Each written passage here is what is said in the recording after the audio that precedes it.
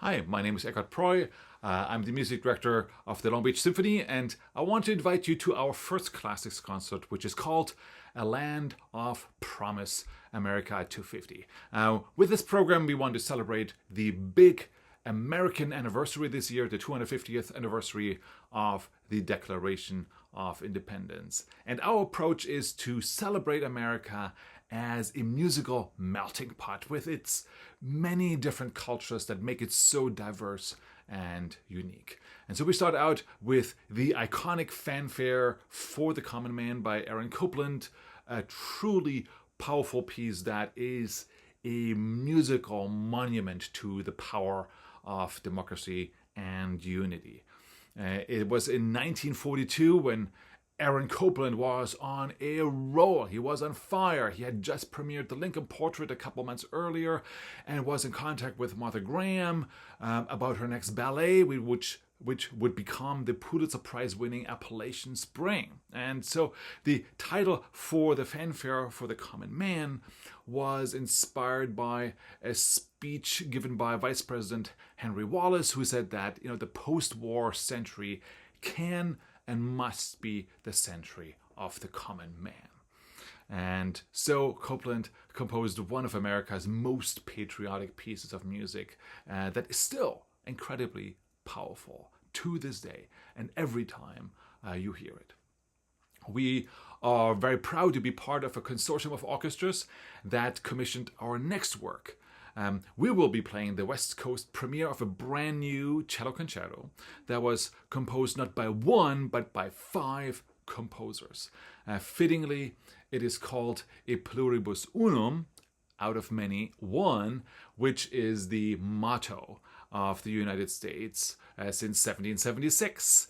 And all 5 composers are from different cultural backgrounds, and we asked them to write music inspired by the Declaration and reflecting on their individual cultural experience. And so we invited Mark O'Connor, 3-time Grammy winner, fiddle player and composer, Israeli-American composer Avner Dorman, who writes very lively, rhythmically driven music, Chinese-American composer Zhou Tian. From Mexico, we have Enrico Chapela, who started out as a musician in a death metal band. And last but not least, Chanda Dancy is also joining the composers. She is an Emmy-nominated composer who most recently actually worked on Columbia Pictures' I Know What You Did Last Summer. The soloist will be Grammy Award-winning cellist Zool Bailey. So an all-star cast of phenomenal musicians and composers. And after the intermission, we will introduce you to a rediscovery of a symphony by James Price Johnson. And if you don't know the name, James Price Johnson was an important American pianist and composer who was crucial, especially in the times of early jazz. So he's also called the father of the stride piano, which is a piano style. The stride piano is a piano style that dominated the Harlem scene, especially in the 1920s. And the stride technique is when you have your left hand playing in a way that, the pianist becomes his own rhythm section. And so Johnson was very successful also as a composer.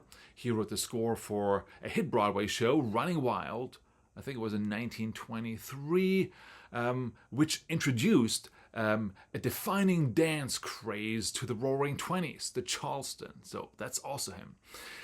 But what he really wanted to do is to compose more extensive, maybe serious works, blending the African-American idiom with European classical forms. And so he composed piano concertos, tone poems, and opera, and also symphonies. We are going to play the Harlem Symphony that brings together many things in his life, ragtime, jazz, and his life in Harlem. And actually, according to Johnson himself, the first movement describes a subway journey in New York City.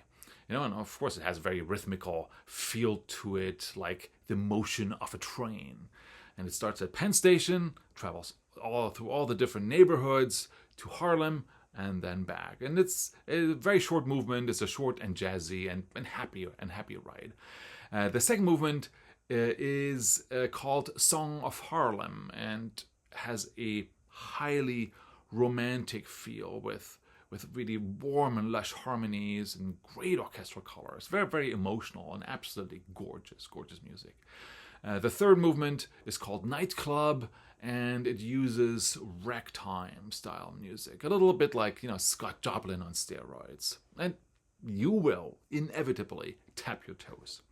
The fourth movement is called Baptist Mission, and it opens with almost like a lament with strings only, and this melody kind of sets the scene for several variations, and with each variation the music becomes more and more urgent and intense and ends in a big and majestic way with a full orchestra.